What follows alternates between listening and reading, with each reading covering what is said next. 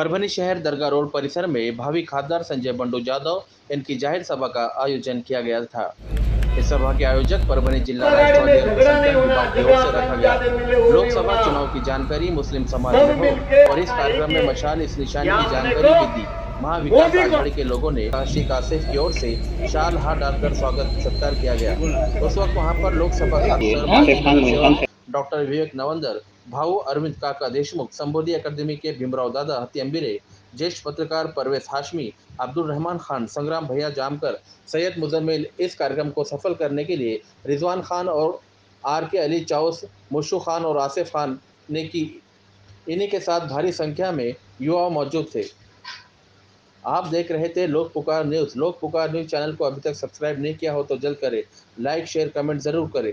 Editor Syed Ayub, संवाददाता शिकराम, शहर प्रतिनिधी मुन्ना खुरीचिन के साथ निमित्तानं आयोजित केलेल्या या बैठकीच्या सभेला उपस्थित असलेले सर्व परभणीचे तुझ्या नागरिक, व्यासपीठावर उपस्थित असलेले राष्ट्रवादी काँग्रेस पार्टीच्या पवार साहेबांच्या गटाचे आदरणीय खासदार आणि महिला आघाडीच्या राष्ट्रीय अध्यक्ष पूजा मॅडम, त्यांचे मिस्टर तहसील खान साहेब, व्यासपीठावर उपस्थित असलेले राष्ट्रवादीचे ज्येष्ठ नेते आणि जिला प्रमुख आदि सभी नागरिकों का इस मंच पे से स्वागत करता हूँ। ये चुनाव सबसे अलग चुनाव होने वाला है। ये जो महाविकास आघाड़ी स्थापन हुई है, इसमें राष्ट्रवादी भी है, कांग्रेस भी है और शिवसेना भी है। तो आज तक ऐसा कॉम्बिनेशन आपके सामने कभी आया नहीं था और ये अभी महाविकास आघाड़ी भाजपा वालों के ऊपर बहुत भारी पड़ने वाली है। और अब की बार तीसरी बार बंडू जाधव परभनी के खासदार, ये अपना नारा होना चाहिए। जिस तरीके का ये शहर का विकास महाविकास आघाड़ी की तरफ से हुआ है और इसमें इसको रोकने का काम किसने किया है? तो भाजपा वाले ने किया है। आपने देखा होगा कि परभनी के रस्तों के लिए भी 100 करोड़ रुपए मंजूर किए थे जब उद्धव साहब मुख्यमंत्री थे। ये दरगाह रोड भी उसमें है, इसका भी भूमि पूजन जब उद्धव साहब मुख्यमंत्री थे जब हुआ था, लेकिन उसको भी रोकने का काम किसने किया? तो भाजपा ने किया।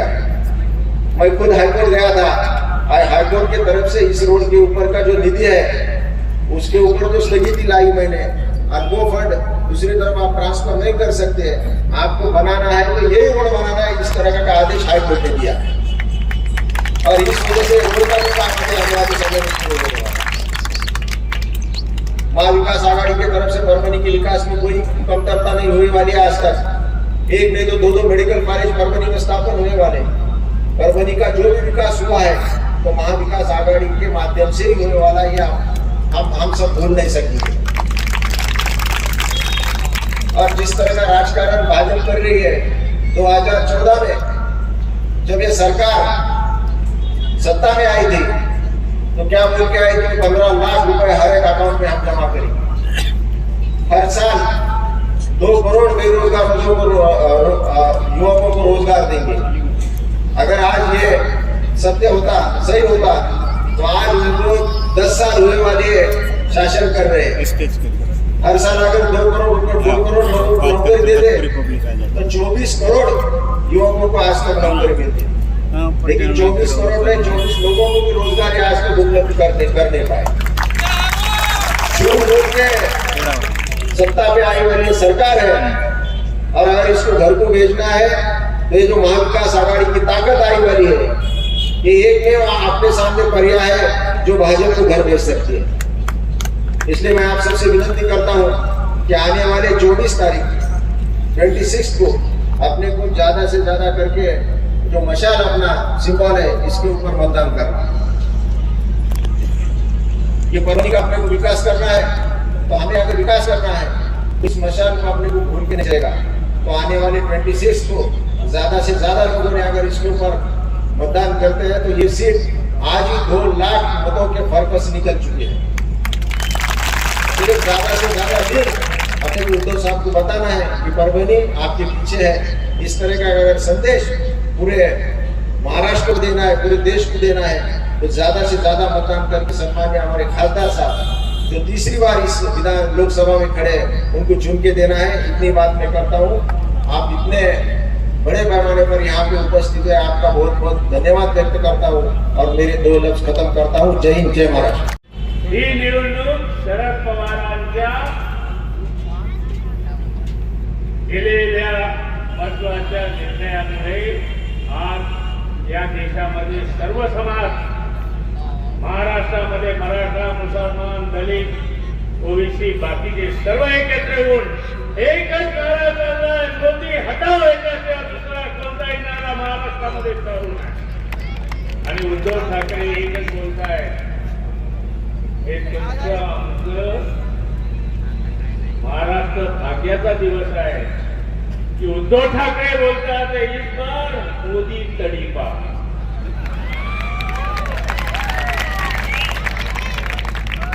म्हणून आता हिंदू मुसलमानाची लढाई होत नाही. शरद पवारांनी उभा केलेली आघाडी ही महाराष्ट्र पुन्हा एकदा एकजुटीनं शिवाजी महाराज आणि बाबासाहेब आंबेडकरांच्या विचाराने शंकराचार्याच्या पेशवाईच्या पासून दूर येऊन पुन्हा तो सर्वोच्च महाराष्ट्र उभा करण्याचा प्रयत्न या महाराष्ट्रामध्ये शरद पवारांनी केला. कालच रात्रीला आम्ही ईद मिलावाच्या कार्यक्रमाला होतो.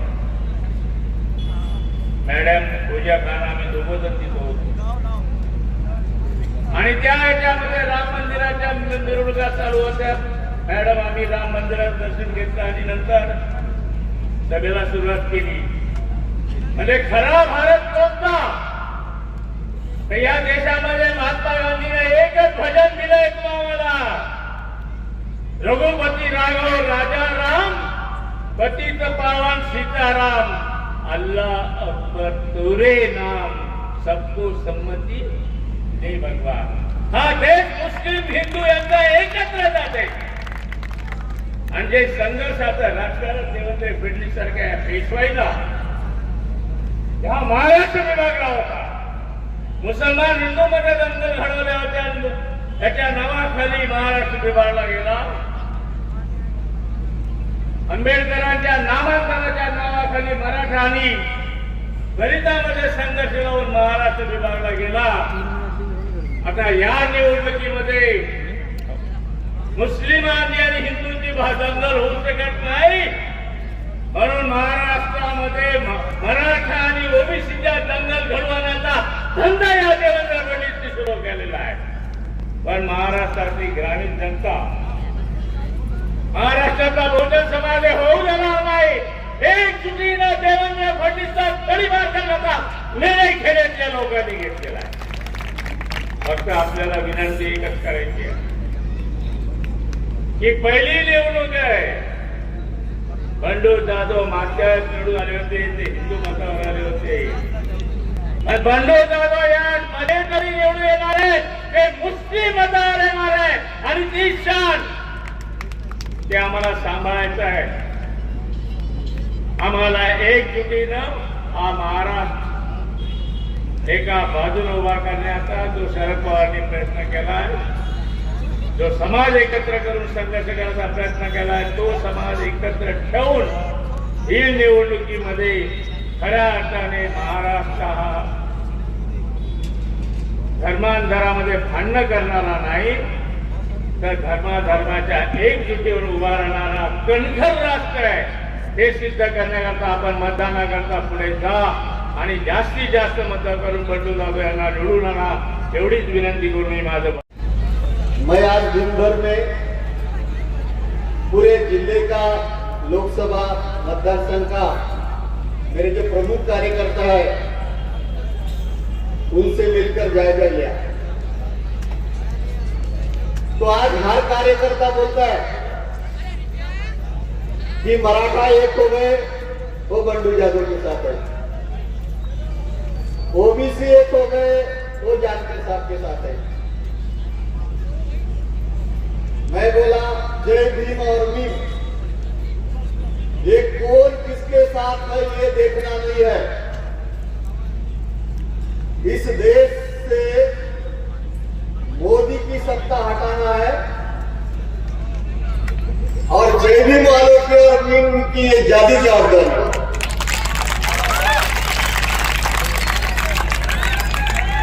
क्योंकि सबसे ज्यादा तकलीफ जय भीम वालों को है और मीम भाइयों को।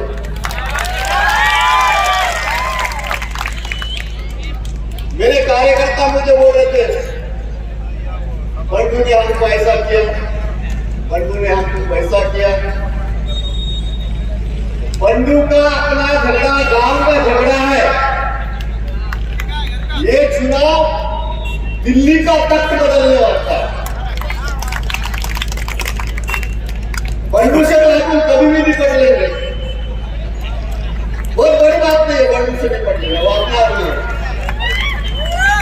वो एक अलग पार्टी में थे, तब मुसलमानों के जय भीम के विरुद्ध जो उनका काम था, मगर इस राज्य के माजी मुख्यमंत्री शिवसेना के प्रमुख उद्धव जी ठाकरे साहब ने जब शरद पवार साहब के साथ कांग्रेस के साथ सत्ता मिलकर बनाई, तब अपना झगड़ा खत्म हो गया कि नहीं खत्म? ये है गुस्सा बंधु पे नहीं ना? मोदी को हटाना है, मोदी को।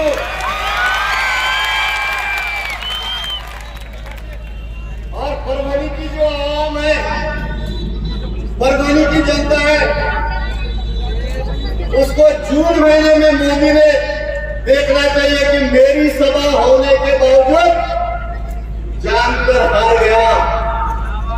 मोदी भी जानकर को नहीं बचा सका, ये आदमी को देखना है भाइयों। मुझे पता है मुस्लिम भाई सब उम्मीदवार को देखते हैं, इसका क्या क्या चल रहा है, उसका क्या चल रहा है, उसका क्या चल रहा है। और 25 तारीख के शाम में जो तय होता है, और जब तय होता है तो सारे मुस्लिम भाइयों के वोट एक तरफ जाते हैं।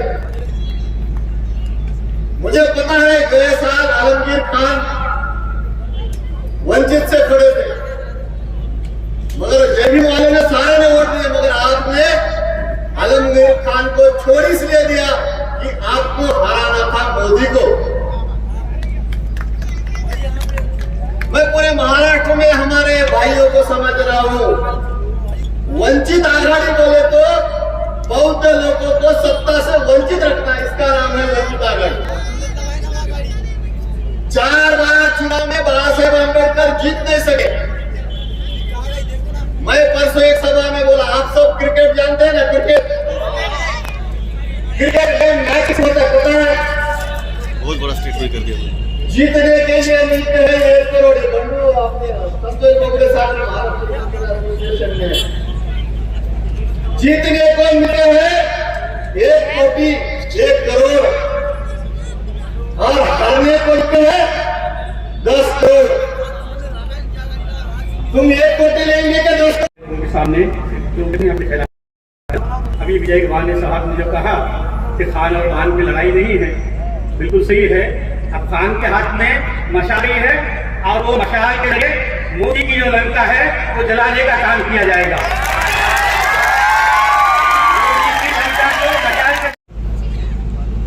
उस गठबंधन का चुनाव है जो ताकत से खड़ी हो गई है अपने मुल्क के 140 करोड़ जनता के लिए एक हुकुमशाह के खिलाफ, एक डिक्टेटर के खिलाफ। क्योंकि इस मुल्क में हम चाहते क्या है, हम जो देख रहे हैं, हम आजादी चाहते हैं, हम मुक्ति चाहते हैं। हम मुक्ति चाहते हैं धोखों से मुक्ति, धोखों से मुक्ति, धोखों से मुक्ति। क्योंकि आज धोखे हमारा राज चला रहे हैं, लेकिन धोखे आर नॉट ओके, धोखे आर नॉट ओके। और जो ओके आ गए हैं बड़े बड़े, ओके आर नॉट ओके। हम तो आजादी की लड़ाई लड़ रहे हैं, हमको आजादी चाहिए इस मुल्क में जीने के लिए। हमारी कौम चाहती क्या है? क्या है हमारा डिमांड? इस मुल्क में हमारा डिमांड इतना ही है कि हम अमन से रह सकें, हमें रोजगार मिले और हमको अब जो भी चीजें हैं वो सस्ते मिले, महंगाई इतना न बढ़े कि हम फिर खाने पीने के लाले हम पर पड़ जाए। लेकिन दुनिया में आज हम देख रहे हैं और खासतौर से अपने मुल्क में देख रहे हैं कितनी महंगाई बढ़ गई है, आसमान छू रही है महंगाई, और नौजवान आज बेरोजगार। कहा गया था कि 2 करोड़ रोजगार हर साल देंगे, लेकिन रोजगार नहीं मिला।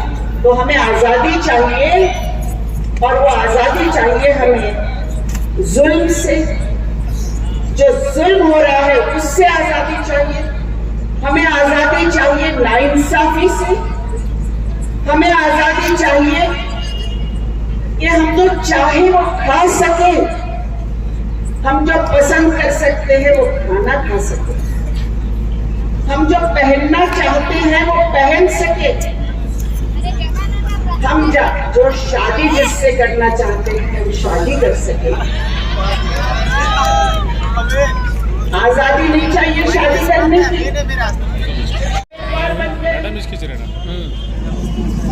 अगर सरकार अक़लियतों का दर्द नहीं सुनती, नहीं देखती, तो मौलाना आजाद आर्थिक विकास महामंडल शरद पवार साहब ने यहाँ महाराष्ट्र में लाया था, शुरू किया था, ताकि नौजवानों को रोजगार मिले, नौजवानों की तालीम इस मुल्क में हो सके। लेकिन आज की सरकार ने मौलाना आजाद आर्थिक विकास महामंडल को बंद करने का फैसला किया। आपको पता है, वो सरकार ने हमको आजादी दी थी, आप हिजाब पहनो, आप नमाज चाहो पढ़ो। आज की सरकार ने इसकी इजाजत नहीं रखी है। आज की सरकार कहती है आप बिकिनी पहनकर आधे नंगे आप सड़क पे जा सकते हो, वो आजादी है आपको, लेकिन आप अपने आप को हिजाब में रख के नहीं जा सकते हो रास्ते। ऐसी सरकार जिन्होंने हमारी स्कॉलरशिप बंद कर दी, उनको हमारा दर्द सुनाई नहीं दिया। स्कॉलरशिप बंद हो गए, फेलोशिप बंद हो गए। जो रिजर्वेशन मुसलमानों को दिया गया था, कर्नाटका में आपने अमित शाह जी की तकरीर सुने होंगे, उन्होंने कहा मुसलमानों को जो 4% रिजर्वेशन दिया गया है वो हम वापस ले लेंगे अगर हमारी सरकार आई तो, और वो हम दूसरे समाजों को दे देंगे। महाराष्ट्र में हमने रिजर्वेशन दिया था अपनी सरकार में 5%। वो सरकार बदलने के बाद, हालांकि कोर्ट ने भी यह बात कही थी कि मुसलमानों को रिजर्वेशन मिलना चाहिए, नहीं दी। हमारे मस्जिदों के झगड़े, मस्जिदों में तजाद पैदा करने का काम हो रहा है, बुलडोजरों से घर गिराए जाने, गरीबों के घर, 100 साल पुराने घर बुलडोजर। उस वक्त हमारे जो आज के दूसरे उम्मीदवार हैं वो तो बड़ी जोरों से बोल रहे थे कि ये कमंडल ओबीसी का विरोध करने वाले आज उनके ही साथ में। इस मुल्क में प्यार, मोहब्बत, भाईचारा रहना चाहिए, उसके लिए लड़ रहा है। तो हमें धोखा मुक्त देश तो चाहिए, लेकिन समता युक्त भी देश चाहिए, समानता युक्त भी देश चाहिए। बातों को बाजू रखकर फैसला लेना होगा और इस कैंडिडेट को, परभनी के महाविकास आघाड़ी के कैंडिडेट को जिता के लाना होगा। हम सबका फर्ज है। इतना ही कहती हूँ और अपनी बात यहीं खत्म करती हूँ। शुक्रिया। अस्सलाम वालेकुम। आप लोग यहाँ पर आए, आपका तहे दिल से शुक्रिया। और मैं कहना चाहूँगा कि दरगाह रोड के पूरे मुसलमानों से कि आने वाले 26 तारीख को हमें श्री बंडू जादव को चुनाव करवाना है। अस्सलाम वालेकुम। मैं शुक्रिया अदा करता हूँ आपका, आप सभी का तहे दिल से, और मैं शुक्रगुजार हूँ डॉक्टर राहुल पाटिल आमदार साहब का भी, और डॉक्टर फौजिया खान मैडम का भी शुक्रगुजार हूँ। आने वाली 26 तारीख को अपना कीमती वोट जो है तो किसी की बहकाओं में आके कहीं भी नहीं दबाना है, अपना वोट मशाल को देना है। खासदार साहब यहाँ आने वाले थे पर वो दौरे पे थे, 10 बजे तक की टाइमिंग है, इसलिए नहीं आ सके। चलो शुक्रिया।